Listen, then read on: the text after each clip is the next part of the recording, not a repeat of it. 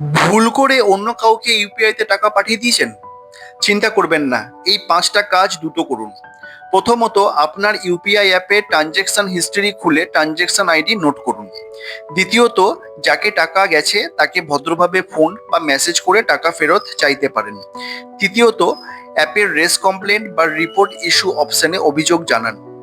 চতুর্থত, আপনার ব্যাংকের কাস্টমার কেয়ারে অবিলম্বে অভিযোগ করুন এবং ট্রানজ্যাকশন আইডি শেয়ার করুন। পঞ্চমত, national payments corporation of India NPCI এর হেল্পলাইন 1800 120 1740 যোগাযোগ করতে পারেন। মনে রাখবেন, যত দ্রুত অভিযোগ করবেন সমাধানের সম্ভাবনা তত বেশি হবে। এই তথ্যটি আপনার এবং আপনার পরিবারের কাজে লাগতে পারে। যদি আপনার এই ভিডিওটা ইনফরমেটিভ মনে হয় তাহলে আপনি এই ভিডিওতে একটা লাইক এবং শেয়ার করতেই পারেন। আর ভবিষ্যতে ফাইন্যান্স অ্যাওয়ারনেস রিলেটেড এরকমই ভিডিও আরো পেতে এই চ্যানেলটাকে বা পেজটাকে একটা সাবস্ক্রাইব বা ফলো করে রাখতে পারেন। ধন্যবাদ। আমি বিশ্বজিৎ বোস।